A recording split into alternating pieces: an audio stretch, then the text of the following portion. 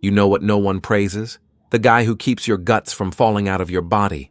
They loved to cheer when Bragthar split skulls, when Virelia flung fire that looked cool but hit absolutely nothing, when Tink swiped shiny things and triggered traps with the grace of a concussed squirrel. Me?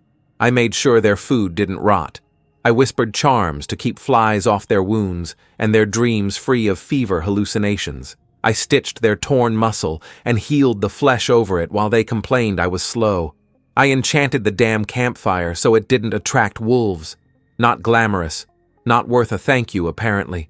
The haunted forest should have been a wake-up call. I said, "Don't touch the vines, they're cursed."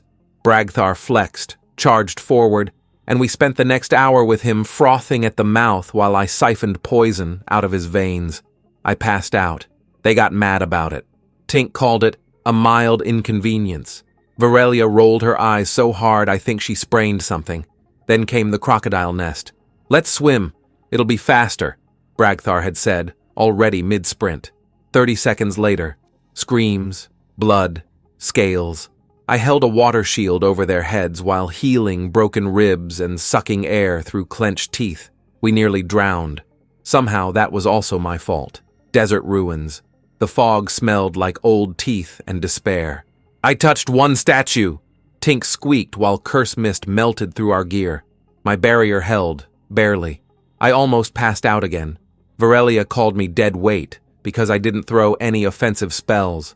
"We need impact," she said, smearing curse rot off her own arm with a glamour spell. Last straw? The worm in the pass. Virelia lit up the sky with fire like she was trying to impress a god. And guess what? Something big noticed. It landed like a landslide with wings. I was halfway through reattaching Bragthar's arm, dislocated, not severed yet, while dodging fireballs and the party's whining.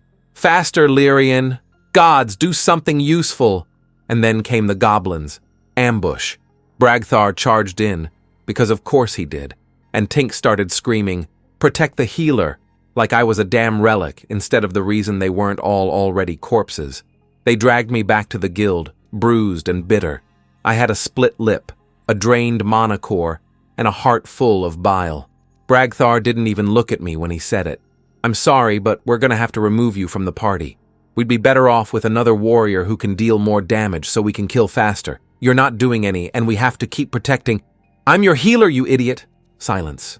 Then Virelia coughed and muttered something about standards. Tink gave me a little wave. I left before I could cry or murder them. Possibly both. Days passed. I didn't eat much. Mostly stared at my hands, remembering the warmth I used to feel casting simple recovery charms. It was gone. Burned out. Then I met Kale, a rogue with a limp and a laugh like cracked glass.